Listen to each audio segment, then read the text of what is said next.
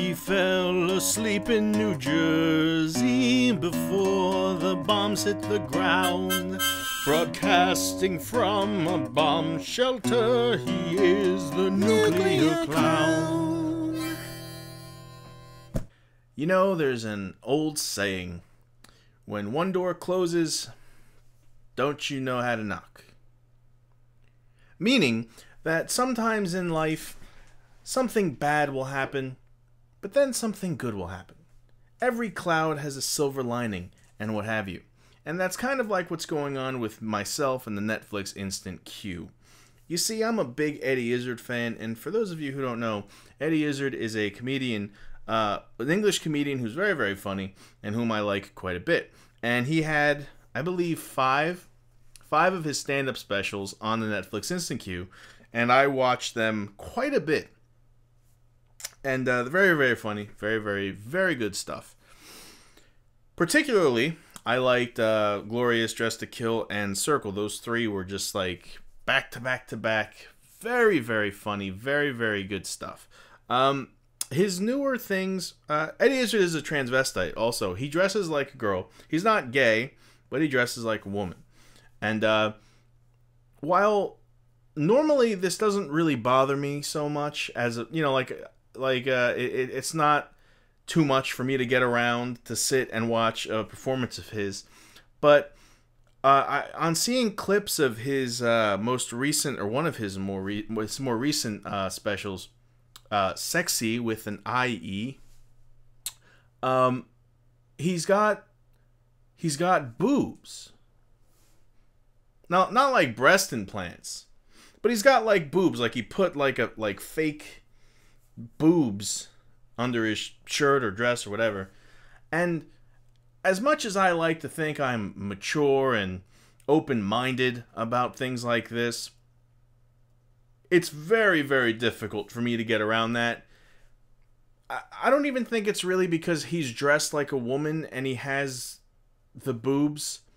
I think more because it looks so stupid. It would kind of be like if he came out wearing like a chicken outfit and like a rhino head. I just can't get, well, actually, that would be fucking awesome. That would be so awesome. That I wouldn't be able to get around because it was so awesome. But this is like, I can't get around it because it just looks goofy. Now, I haven't seen Sexy yet, the show, which is what this documentary was leading up to, that I'm going to talk about. Believe the Eddie Izzard Story. It's a documentary about kind of him preparing for his show, Sexy, in which he, look it up, you'll see. It's just it's goofy looking. So yeah. So I'm a big fan of Eddie Izzard, and I'm such a fan of Eddie Izzard that I was actually, in honor of him and doing this review, I was actually going to dress up as a woman and wear makeup. But then I remembered, I don't do that sort of thing for free. So, Netflix used to have a bunch of his specials up, and those were good times. And as of, I think, actually, just like yesterday, they took them all down. And the Netflix Instant Queue, if you don't know, they'll have something up on the site where you could watch it, a movie or a TV show or a series or whatever. And then sometimes they'll take it down and they'll notify you, it's available until this date or that date, and then they'll take it down. Now, sometimes they kind of have a revolving door policy where they'll take a movie down, then they'll put it up again like the next month or a couple of months down the road. And I really hope they do that with these specials because they're all very good. Plus, I feel kind of bad about telling you about this movie and this comedian who's very good and not really having anywhere to point you where you could watch his stuff for free.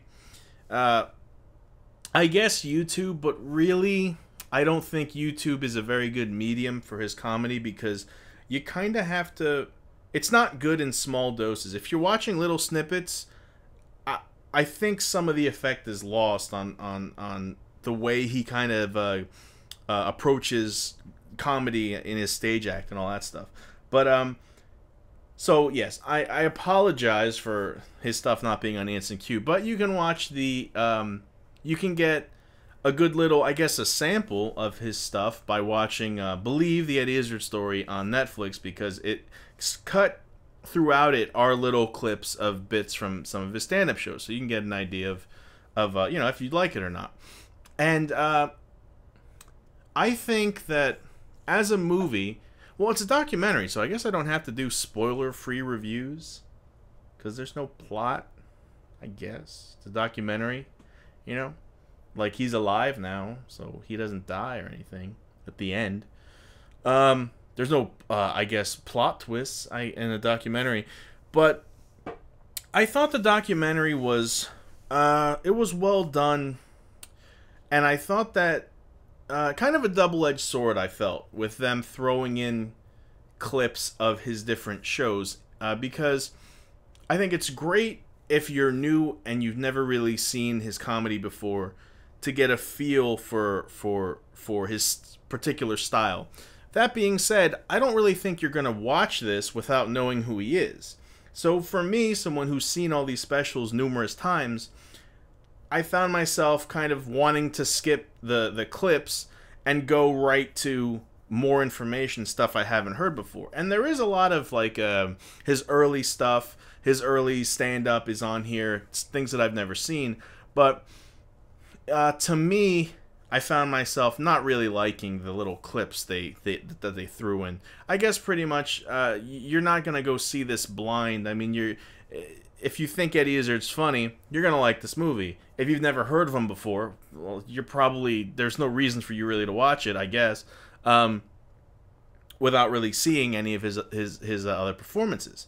So that was, I guess, one critique I had about it. That the clips from his show, and they weren't very long. It wasn't like they were playing 10 minutes at a time, but a minute here, a minute there. When I really much would rather hear about things that were going on in his life at the time, and just to hear him talk.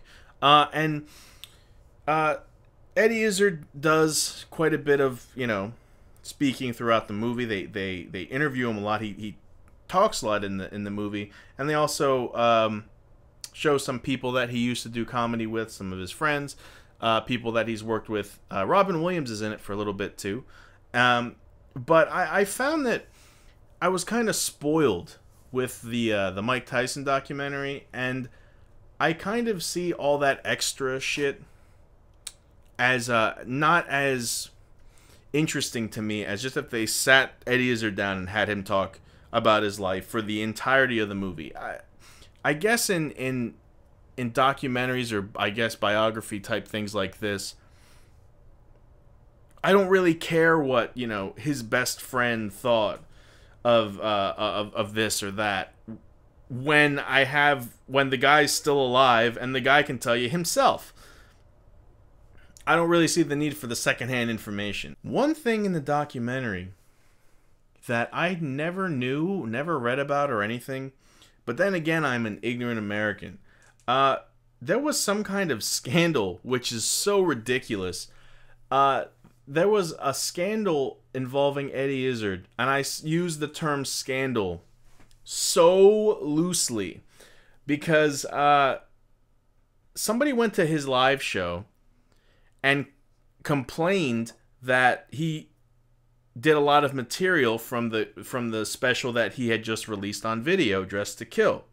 Now, Eddie Izzard had been on record saying multiple times that when he's working on new material, when he starts a tour, he'll do mostly material from the last show he did, but intersperse new things, ad-lib here or there, and then by the end of the tour, it's morphed into new material, meaning that, he does what's familiar and interjects little points in between, and those little points just kind of evolve and evolve and evolve until they're their own material that he puts together into a new show. That sounds perfectly fine to me, I guess, but people went to see a live show and they thought that too much of the material that he used was old material from the last special that he released. So they called like some news program in England, which blows my mind. Like who cares, right? But this news program ran like a story that Eddie Izzard was ripping people off by charging them to see stand-up that they'd already seen. So this was apparently like some kind of, it was big enough of a deal where he like stopped doing stand-up for a long time. And they even show clips from this like ridiculous news story on the documentary, which I couldn't believe. Like, and apparently like he was sent an actual warning from like a government agency or something about fraud. If doing the same bits and pieces of a stand-up act is equals fraud, then there's not enough jails in the universe to house American comedians. I mean, if you go see a comedian in a live show, you're pretty much assuming that you're gonna hear some stuff you've heard before. And I thought it was the most ridiculous thing, and apparently it was like a big deal. I found it fascinating with a side of retarded. But that I never knew about that, so that was pretty funky. So the Sexy Show, SEXIE, was kind of like his return, I guess, to stand-up. And I haven't seen that. But the boobs, bit much. I think I may have even seen some clips on YouTube or something, and it's so hard for me to get past that. It's so, because it looks ridiculous. It looks so goofy. But yeah, so Eddie Izzard, he's been in a bunch of movies too. Eddie Izzard's been in a ton of movies. He was in Valkyrie, which I thought was an excellent movie. He was in Shadow of the Vampire, which really disappointed me. I mean, Shadow of the Vampire, I almost feel like doing another video just on Shadow of the Vampire. Or maybe I should do a video on movies that broke my heart, because Shadow of the Vampire was definitely one of them. I can't really think of a lot of other movies that broke my heart. So anyway, I'll talk about Shadow of the Vampire for just a little bit, I promise. When I first heard... Shadow of the Vampire was one of those movies that was only playing in like New York or LA, and I live in New Jersey, and I'm too fat and lazy to go to New York to watch a movie. So when Shadow of the Vampire came out, and it was like limited theater release, and I heard the story about the guy who filmed the movie Nosferatu actually employing a live vampire to play the part of Count Orlok, I thought that was like the greatest idea. It blew my young mind at the time, and I was looking forward to it so much. And it was never playing around here. And when it finally came out on DVD, I rented it, and I was really, really kind of disappointed. I thought it was sort of lackluster and a bit plotting. And even though Willem Dafoe was really good in it, and even Carrie Elves was in it, man. I mean, like, how can you go wrong with this movie? And it's vampires and shit. I'm down. I'm there. I'm right there. I am in the front row. But I don't know. I just thought it was kind of average. And Eddie Izzard was in that. I think, however, that Eddie Izzard's strong point is comedy. It's always going to be comedy. And this documentary, if you're a fan, you're going to like it. Because I know there was a lot of stuff in it that I didn't know. And if you're not a fan, there's probably no way you're ever going to want to watch this movie ever.